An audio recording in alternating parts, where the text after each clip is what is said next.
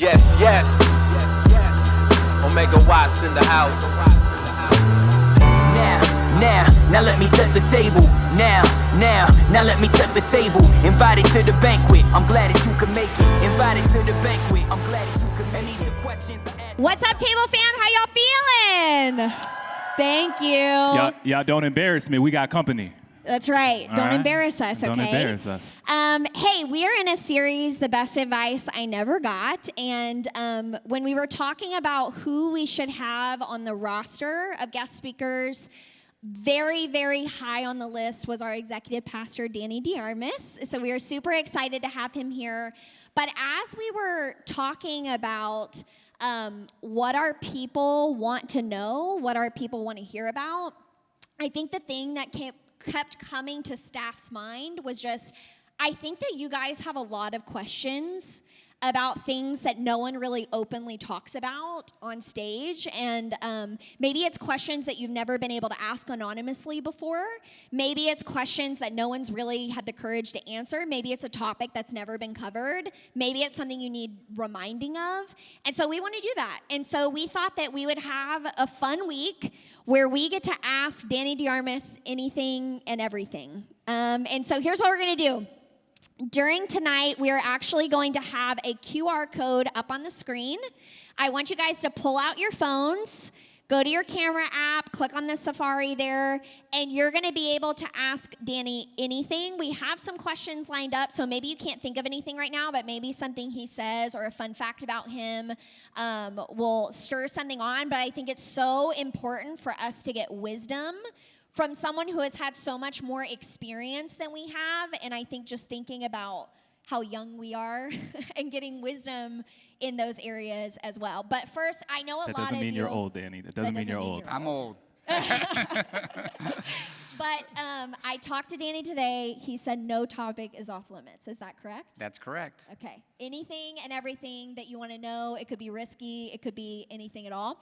So go ahead and pull out your phones. But I know a lot of you as well have no idea who Danny is. You're like, who is this man? You keep talking about him. And you may have no idea who we are. That's right. If it's your first time here. That's right. So my name is Britt. This is my friend Josh. Yes. We're on the leadership team here. And Danny Armas serves as our executive pastor here.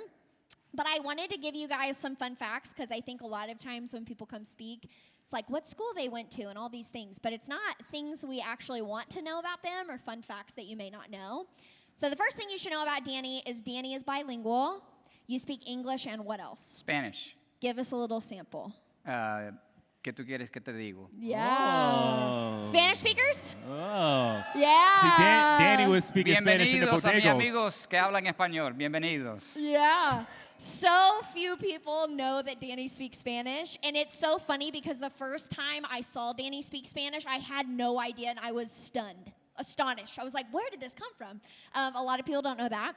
Well, I'll tell you where it came from. Tell us how it came from. My dad was born and raised in Cuba, and he immigrated to the United States when he was 18 to go to college, and he met my mom when he was in college at Furman University and ended up staying in the United States and got married, and that's how I came along. Amazing. And my dad had the discipline to teach all 4 children Spanish. So I have siblings. There's 4 of us. Those of you who speak Spanish and are living here, you know how hard that is. He had incredible discipline so that all 4 of the children are fluent in Spanish and English. So my dad's still living today. He speaks English. I won't say he speaks great English, but he has an accent. But he speaks English, but I still speak only Spanish to my dad. Speak English to my mom and Spanish to my dad to this day.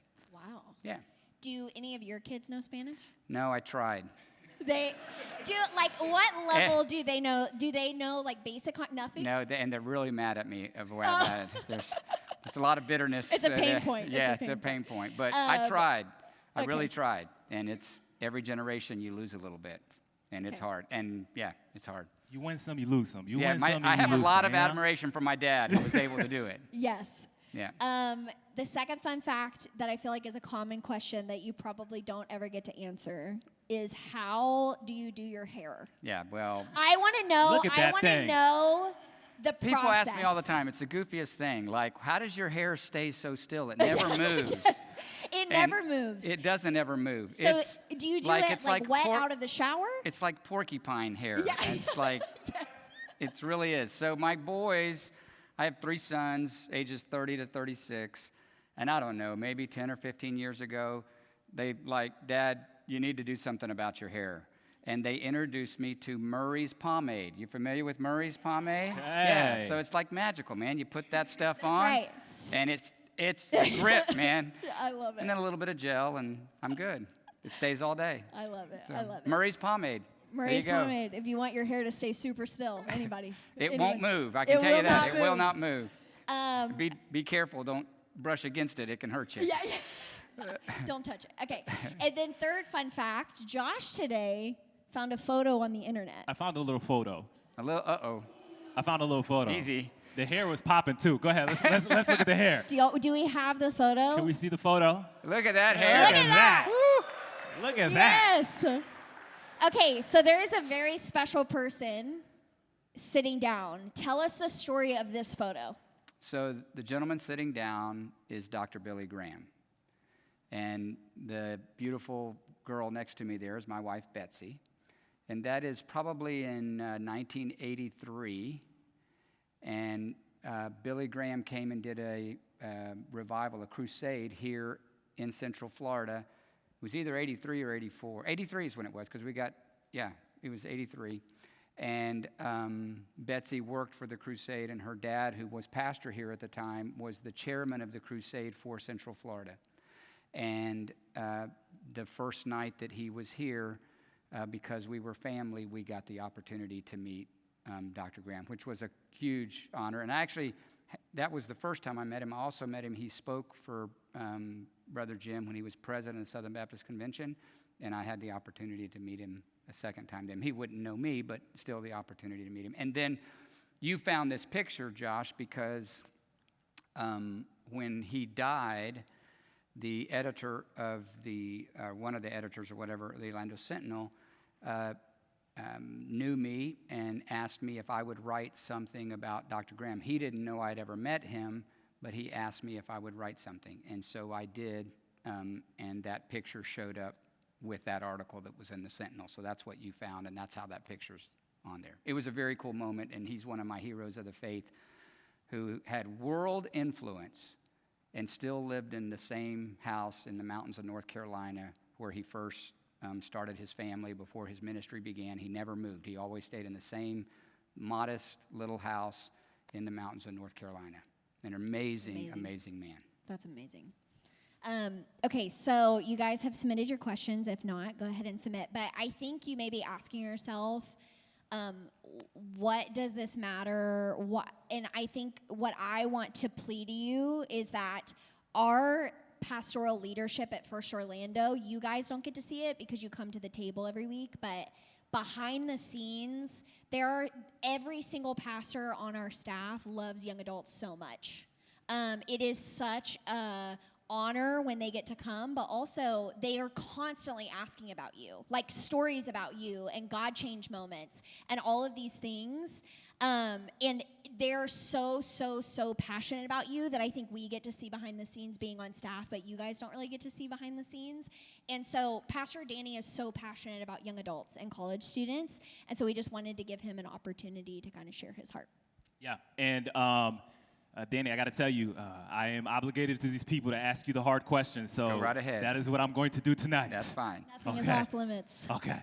No, so I want to, so we're in a series calling Best Advice We Never Got, right? And the first thing I want to kind of ask you is what would be your advice to young adults? What is like something that's like burning on your heart that you would be like, man, like if you guys just knew this, like I feel like this would make, like change kind of the trajectory of your life?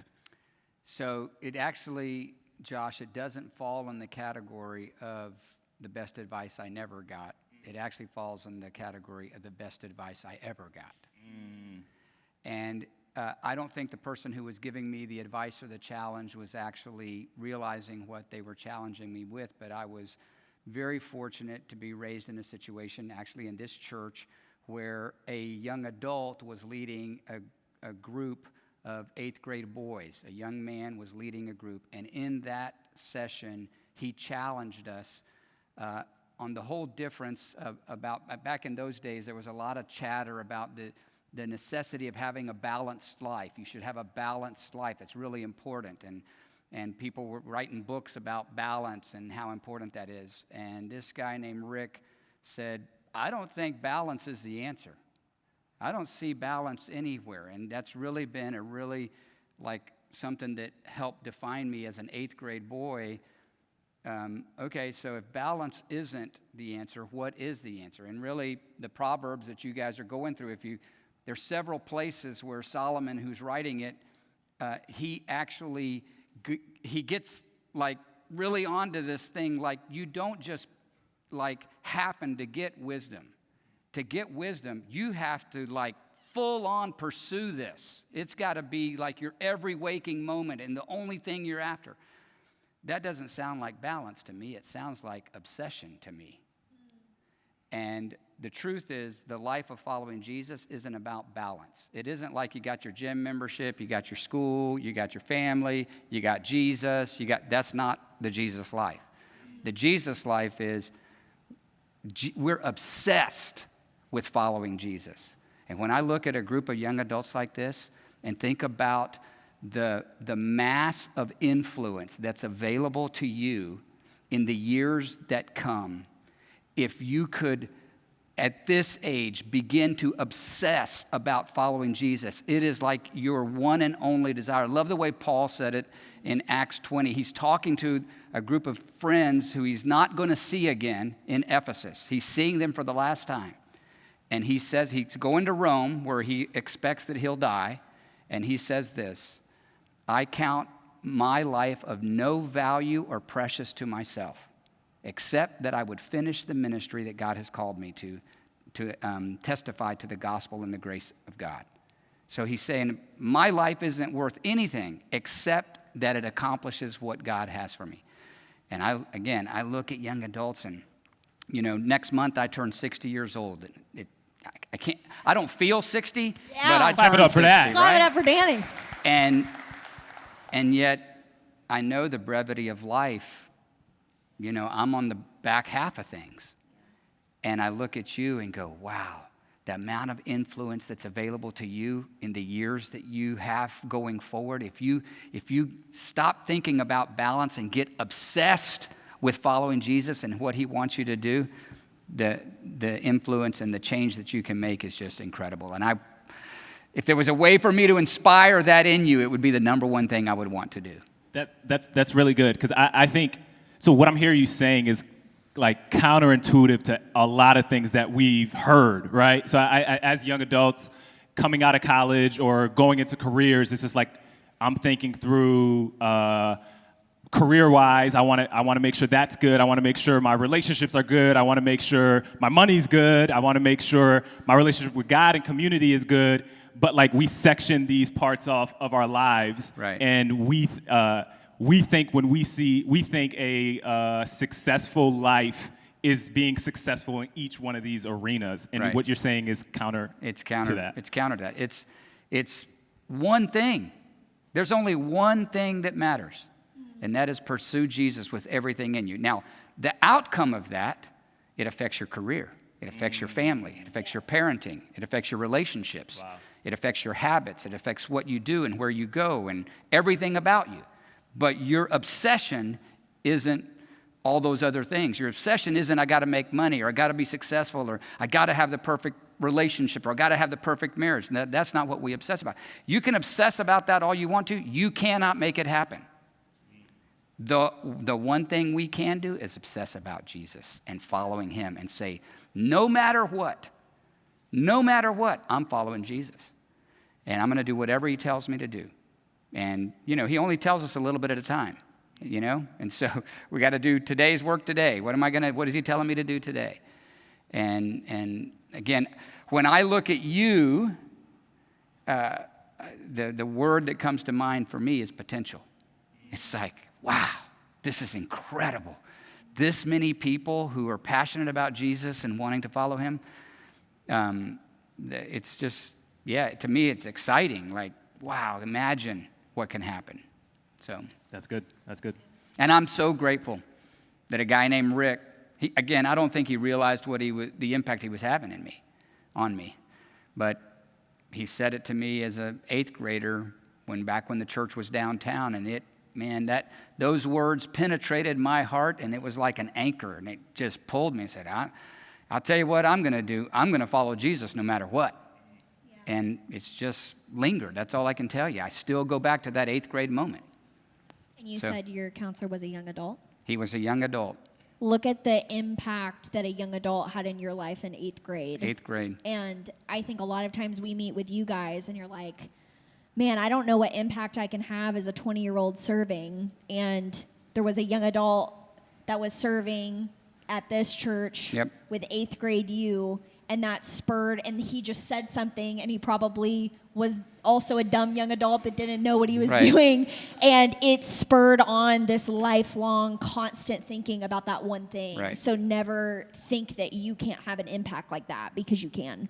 Absolutely. I know Rick, and I can tell you he had no idea at the time the impact that I was so moldable, right? I was so listening. Here's this young adult, cool guy, and he's talking to me, and I'm with my 8th grade buddies, and he talks about, man, it's not about balance. It's about being obsessed with Jesus. And it resonated with me. And I was raised in a pastor's home, and I really didn't pay attention to people. Nobody's got stuff for me, and I'm probably goofing off and doing paper football and everything else at the same time. Y'all even know what paper football is? Y'all don't even know that. Elementary school? iPhones, Danny. We play paper football on the iPhone. Get the app, download it. There's an app for that. Get on the iPhone. Get out of here. All right. So anyway, yeah, he had no idea, and you can do the same thing. Yep. You can. Yeah, that's really good. Okay, someone wants to know, what songs do you jam out to in your car alone? Like, if you're just wanting to jam, what do you jam out to, and what kind of movies do you like? I mean, my go-to music, if it's just me, is things like, I'm going to age myself really bad here, but like the Bee Gees, man. The Bee Gees love songs are just like... You got some Bee Gees, okay. You got some Bee Gees I don't know, fans? during COVID, there was a Netflix special on the Bee Gees. Man, it's a fantastic little deal, man. I watched parts of it several times. It was so good. That's your favorite Oh, Netflix yeah. show? And then I also like the Eagles. I didn't get to see them when they were in town, but I'm big. Love. I was so glad hell froze over and they got back together and all that. Yes. So the Eagles are a big deal. I like Elton John. He was a big, he kind of came on the scene when I was in high school and stuff, and big Elton fan for a long time. I've actually seen him in concert a couple of times. I like whatever music Betsy listens to. I like. What kind of music does Betsy like to do? Yeah, yes, good answer. She's a the wife. Bruno Good Mars answer. fan, and yes, Bruno Mars. I actually took her 2 years ago. Well, I don't remember exactly when it was. I think it was right before COVID started, if I'm not mistaken. But anyway, for Christmas, I gave her ticket. We went together, obviously, but tickets to Bruno Mars in Tampa. We went over there, spent the night. And this is cool, Danny. This is what we need to unlock. Bruno. Cool Danny at the Bruno Mars concert. It was incredible. It was an incredible concert, and I was shocked at the diversity in the room, not only color, but age. There were people my age there. I was so proud. Like, I wasn't the only guy there. Had little friends that were there. And then we, Betsy and I, with some friends, we recently went to see Carrie Underwood in concert in Las Vegas, and that was really cool. So that's kind of, as you say, my jam. Is that what you said? That's right, your jam. And then movies. That is your bop. So that is your bop. That's what they say now. Bop? Bop. Okay. That's your bop. It's been a long time since I've been to the theater. Betsy and I went to see, the only thing we've seen since COVID is American Underdog. It's the story of Kurt Warner, and it's a really nice story. I know the guys, or I've met the guys who produced that movie and wanted to go see it so that they get some ticket revenue from it. Okay. There wasn't much ticket revenue in the theater that I went to, but we supported it. But I'm like a Yellowstone fan. In 1883, we kind of watched that stuff. I like the Western kind of deal. So I like it. So we are here. We attend First Baptist Orlando. This is a big church, right? I grew up in a church that had like 30 people, all right, in a Haitian French-speaking Baptist church. So your role here is a senior associate pastor. What does that mean? What do you do? I want to What do you know, do? like, you walk in your office, and what is the day-to-day like for you? So I have a team of 5 pastors that call the executive team. When David or I are with them, there's 7 total. And those 5 pastors oversee all of the staff in the different divisions and departments that we have. So I spend the majority of my time either working with David in making decisions or analyzing what we need to do and all these kind of things, or with the executive team, managing whatever issues come up. Most of my life is in meetings with those team members telling me what they need from me. Like, we're trying to accomplish this and we can't get it. Do you know how we can make this happen? And then a lot of special projects. We have a campus out on the west side, right, called Horizon West Church, about 25 miles from here, and we're under contract on a piece of property, and there's a team working on that, and I help recruit the teams that do that. It's all lay people that do that, and so we recruit them, and that takes a lot of time and managing them, and then we got to raise a lot of money to pay for things like a piece of property, and so meeting with people one-on-one to talk about how they can help us with that. I spend a lot of time doing that. And then I spend more time than anybody else on staff dealing with people who are angry or upset or have a problem or mad about something, or they have a question they don't understand why we did something. Those seem to land in my on my inbox. They seem to land. Somehow they find my email inbox. And my practice, I learned early on, kind of by accident, by accident, that I don't answer people. I don't try to fix problems through an email or a phone call. I try to get in front of people and sit down in my office or go grab coffee somewhere. And I've made so many friends who, when they came in the office, or we met at the cafe, or we met at Starbucks, they were mad about something. And we learned, and they learn, and we become friends at the same time. And so I spend a lot of time doing that. And David and I both spend a lot of time meeting with people. We love meeting people. We love meeting you. If you want to visit with me about anything, you can call my assistant, you call the church, ask for my office. I'm the only Danny on staff. I'm not hard to find. And you can call and make an appointment, and we visit with people all the time. Same thing with David. You can visit with him anytime. I mean, again, you got to plan it, you got to schedule it, but that's pretty much what I do. Okay, we have I will say, go ahead. Managing the finances here is a pretty big deal. And making sure you have enough resources to do the things you need to do. You know, everything we're doing tonight, it costs money to do it. It costs money to turn it on, open it up. Somebody's going to clean this after you're done. Somebody's going to set it up for someone else. All this equipment costs money. There's a lot of behind the scenes that a lot of people don't see. And so making sure we've got the money to pay for all that, and then managing people. We have, 150 or 170 employees, part-time and full-time, and it's just, that can be very complex and very time-consuming. And we got teams that help with all of that, but ultimately I'm responsible for both of those areas, and that's a pretty consuming task. And then you get to sneak out and come to the table on a Tuesday It's night awesome. and do a Q&A. And then probably 10 to, between 8 and 12 times a year, I get the opportunity to preach. And so I don't have the luxury of that being the only thing that I do. But so it adds to a busy schedule when I do get the opportunity, but I love the opportunities I get to do that. Okay, so we have a saucy question. Uh-oh. When did you get your first girlfriend? My first girlfriend, Young Armas. Pulling it out, everything. I mean, it would have been in probably 8th or 9th grade, and it would have been, I don't even remember exactly, I can't tell you who, but it would have been one of the girls in student ministry. I was really involved at the church. But, I mean, again, you need to know, when I was in 10th grade, I was at the church. My hair was longer than in that picture and blonder than in that picture. 10th grade, and our previous pastor retired, and the church brought in a new pastor. And the new pastor had 3 kids, And when they stood him up on the platform, I go, wow, that middle child, little girl, She's beautiful. looks about my age. I Uh-oh, wonder how Danny. old she Uh-oh, is. Danny. Uh-oh. Uh-oh. So I didn't care about the preacher part of it, but I wanted them to come to Orlando. So she moved to Orlando in September of 1977, and she hated Orlando. She had friends back in Nashville. She didn't want to come to Orlando. And her brother and sister wanted to come to Orlando, but she didn't. And she cried. And the day she stood on the platform to vote her in, she was crying the whole time. She didn't want to come. That was September.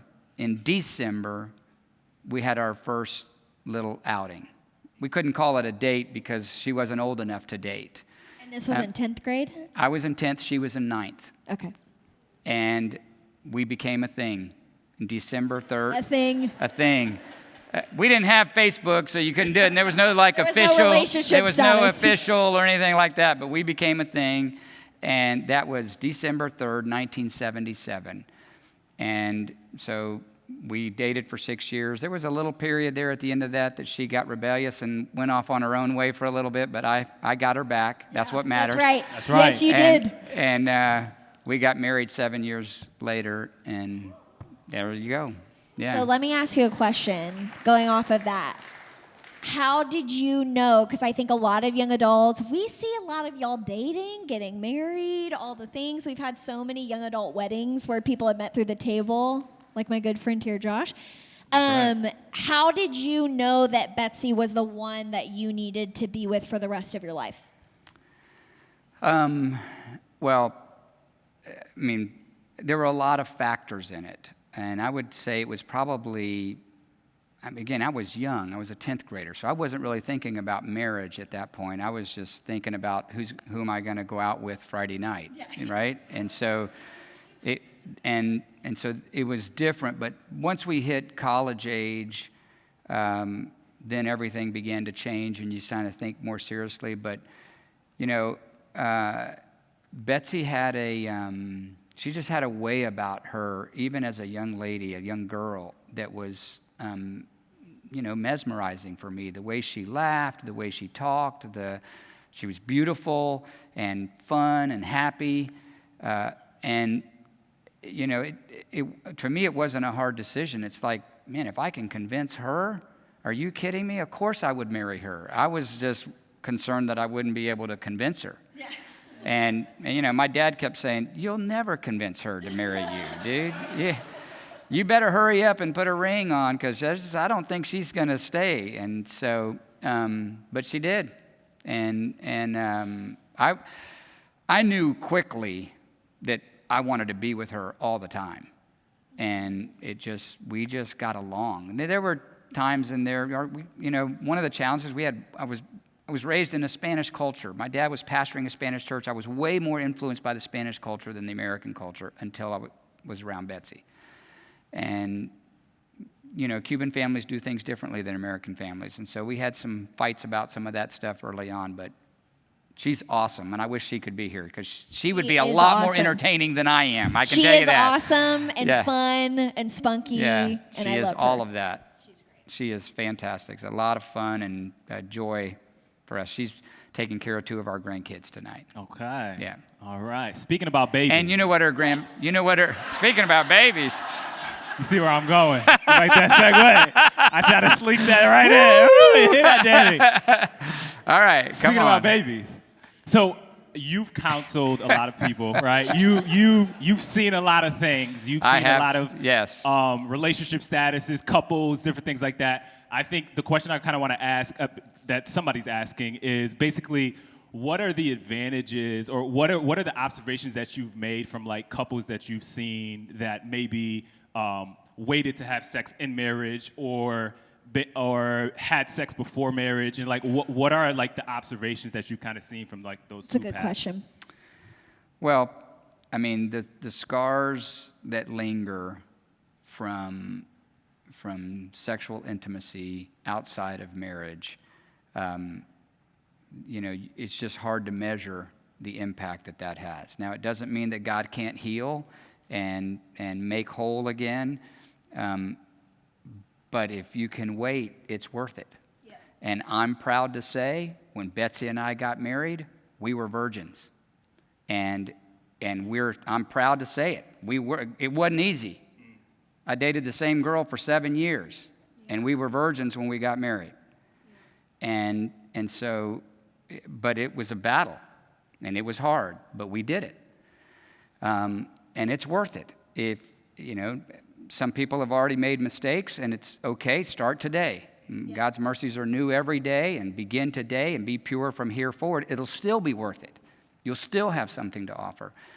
It's a really weird season, even in the church, because there's so many people your age, young people your age, who've just said, well, I'm just going to abandon that thought. It's just not worth it. I'm just not even going to fight that battle. And I'm talking about people in the church that are doing that. And it saddens me. It doesn't sadden me because I don't want something for you. It saddens me because of what I do want for you. So a few years ago, I used this illustration at Camp Orlando when I was talking to teenagers. So if you were one of them there, you're going to hear it again. But maybe you've forgotten it by now, so it'll help you. But a few years ago, we were downsizing, and we sold a home that we had here in Central Florida. And the home that we sold had what you call a baby gate around the pool. One of those little fences that you put in the post holes, you put around it to protect it from baby skin. I have one, yeah. Okay, so it had one of those. And this guy came to look at the house to buy it. And when he came in, they'd already put a contract on it, I think, and this was like an inspection, and I had to put the gate up, or the fence up, so they could see it. And when he saw it, he was appalled. I don't want that gate up here. What are you talking about, that gate? Get that out of here. I don't like the way that looks. He saw that as a restriction. When I see that gate, I see it as life-saving. Because that thing keeps my grandkids alive. And sometimes I think we think God's saying to us, hey, don't get intimate until you're married. Don't have sex before marriage. We see it as this fence up that's preventing us from getting to something we really want. And God is saying, no. This fence isn't because I don't want you to have something. I have this fence here because of what I want you to have. And that's the joy of intimacy with your spouse. And so it's just again, it's not punishment, and there's no shame or guilt, but it just breaks my heart. And I mentioned it in a message, 6 months or so ago, and I was just disappointed because there's so many people who are in our church who are married, who were intimate before they got married, that even they're feeling squirrely and guilty, And so I just hate it because there's such a precious gift that you can give to your spouse if you can give them your purity. And if you can't, again, somehow you're going to navigate that, but don't think it's not without some consequences. Yeah. I heard this wise man once give this message on prudence, and he talked about Proverbs 27:12. It was last week at the table. And he said something like, a prudent man hides himself when he sees danger, right? Yeah. But the simple go on, and they eventually suffer for it. So, yeah, that's good. Yeah. Nice plug for yourself. Yeah. That was really good. You can watch it on YouTube for last week. Speaking of not staying the way we are, I want to pivot real quick. I like the way he always speaking you like that? He's very good at hard transitions. I'm working on my transitions. That's what it is. I'm working on my transitions. I want to talk about leadership just a little bit. And what would you, as a Haitian American, right, as a black person, growing up, I've been told like, and I think others can relate into it. You don't have to just be black, you be Spanish, whatever the case may be. But I feel like growing up, what I've been told is like, don't call attention to yourself, right? And in little ways of just like, not to like big yourself up or not to make a scene as to just draw attention to yourself because you're already apt to get in trouble. That's my reality. That's kind of what I grew up in. So what I've realized though, when it translates into the workplace, sometimes it's hard for me to step up or assert myself to say, hey, I'd be interested in these opportunities, or hey, I'd like to pursue this or pursue that because I feel like I don't want to put my hand up because I've been taught not to put my hand up and call attention to myself.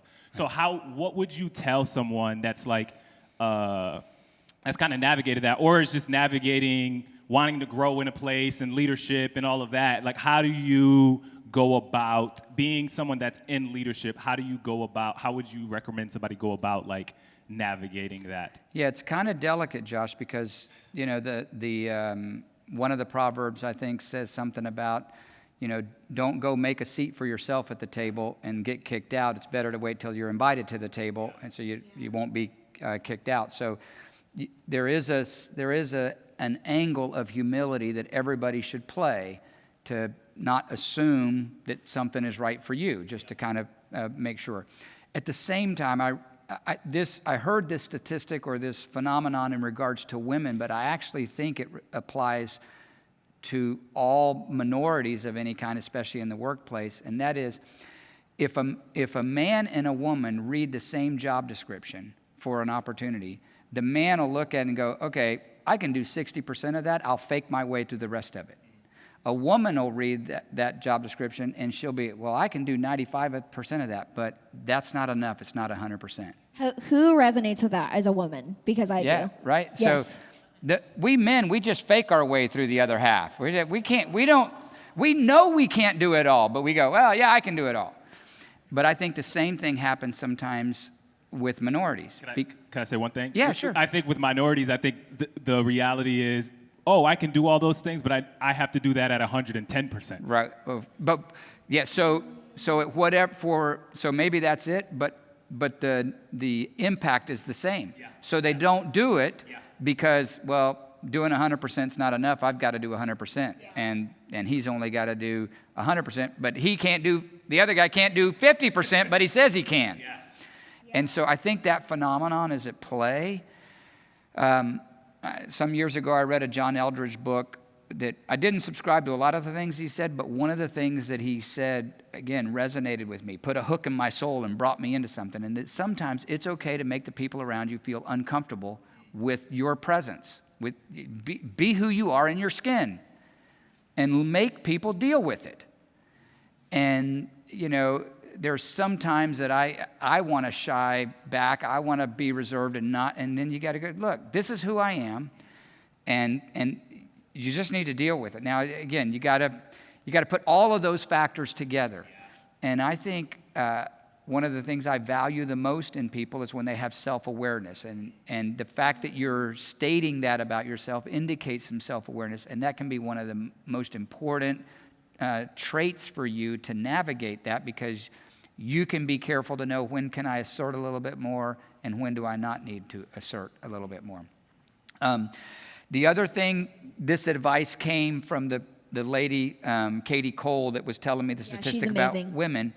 But she also said one of the things that you can do, and this would be a piece of advice that I would give to every young adult that someone gave to me that I have employed over the period of my life, and that is get an advocate. Okay? So find an advocate at your workplace. Somebody who's in a different position, but maybe some leadership, and they can help you say, Josh, step into that. It's okay. You don't have to do 100%. I'll be your advocate. I'll back you. Thank you, Danny. Thank you so much. Danny is now Josh's advocate. My new advocate. Speaking of advocates. Speaking of advocates. But that's find an advocate. Throughout my whole life journey, and I still do it even though I'm on the backside of things, at every pivotal moment of my life, from marriage to kids to different stages of that, I would find people who were ahead of me in the game, and by ahead of me, I mean older than me, and they had already navigated this. I would pick different people that I cared about, who I respected. They had done something that I liked the way that worked for them. I want to know more. And I would call them and set a meeting. And I would have a list of 8 to 10 questions that I want to ask them. And typically, like when You know, when our first baby was getting ready to be born, I had, 8 or 10 people that I met with. When our kids were going to elementary school, I did the same thing. When I was getting married, how to propose, all of these things. I find people in my life, I put these questions out, and I ask them questions. I respect their time. I read the question. I write the answer. I get there on time. I leave on time, and I don't bother them. But man, has it helped me. And again, they have become, some of them now are lifelong friends because, in fact, some of them, when my kids were graduating from college, I said, hey, would you meet with my son and kind of do a simulated interview to kind of help them prepare for what they're getting ready to face? And they've been really big advocates for me throughout my whole adult life. It's good. It sounds like discipleship and mentorship and finding someone older than you, which I think a lot of you are really good at, that we get to see and get to do one-on-ones with you and get to see you meeting with people, but teachability in that and mentorship is really, really good. Okay, this is the last question. I do have people ask me sometimes for mentorship, and it feels like the demand is more than I can handle. Not so many people. I'm saying they want to attach themselves to me, and I don't have the time for that kind of investment. But I do have the time. If somebody says, can I have an hour of your time to come ask you a dozen questions because of something that I'm navigating in life, and I want to see how you navigated it, and I want some help to know how to navigate it, I always have time for that because people have been gracious towards me with that. And so I want to be gracious back. So for me, the mentoring is easier if people set it up, and I don't care if it's, once a year. Yeah, but saying, can I meet with you, once a week for an hour or two? I would love to, but I don't have the bandwidth. No, that's or really maybe good. I wouldn't love to. Whatever. I don't think you'd love it, to be honest with you. After about 2 weeks, you go, I'm done. I love it. Okay, this is the last question. And this is not on the screen, this is something I want to know. What are your favorite restaurants in Orlando that you think people need to know about? Because you've lived here a while, long time. What are restaurants you think people need to know about, and what is your favorite flavor of pizza? Okay, I'm going to go backwards. Favorite pizza is pepperoni mushroom. Simple. Just pepperoni mushroom. Pepperoni mushroom. I'm a wow, pepperoni mushroom interesting. guy. Okay. Like deep dish, thin crust? No deep dish. Thin. No deep dish. Thin crust. Thin crust. What is your favorite? But that's an age thing. Is it? Yeah, when I was young, it was all the I don't like pan, deep dish either. pan pizza, you know. no. I Now love it's all deep the dish thin pizza. You're good. Thin- This thin is a crust. hot topic. The thinner and crispier it is, the better for Okay. me. Okay, so I'm going to go a couple categories. So classic Orlando, like old school classic Orlando, Linda's La Cantina on Highway 50. Anybody been there? Perfect. One person? All right. She's like, I frequent there. Yeah, I go I there just every came week. from there. That's exactly what I was hoping, okay? Linda's La Cantina. I used to go there and take Betsy there when we were in college and high school, and it's awesome. Steakhouse, old school, but it's awesome. Is that a good date night spot for our people? Probably not. Oh, okay. Too expensive? No, it's just not really romantic. The servers can be a little Rude sometimes, Okay. right? But it's great. Okay. The food's worth it, and it's classic Orlando. It's a friend spot. It is. Okay. Right. So date night for us, we love Rustique.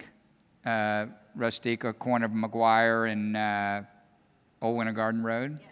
Have you all been there? Yes. Okay. Anybody been to Rustique? Okay, a few more. I like Teak also, but they used to be owned by the same person, but they're not anymore. Okay. But anyway, Rustique is one of our favorites. And then probably number one is a little steakhouse in Winter Garden called Matthew's Steakhouse. Is that a good? Now that's someone that is a very great passionate. Yes. Guys, I don't know the way the game works today, if it's guys or girls. How I don't know how that whole thing. In my world, the guys decided these kind of things. So guys, if you want to impress the lady, set an appointment at Matthew's. So I'm going to give you a little secret. Matthew's really hard to get appointments at.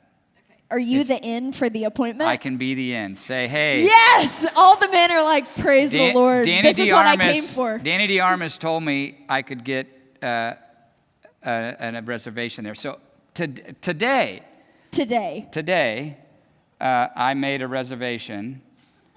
So Betsy, my wife, texts me and says, the kids want to go to Matthew's I won't tell you the date, but she told me the date because I don't want you there when I show up there.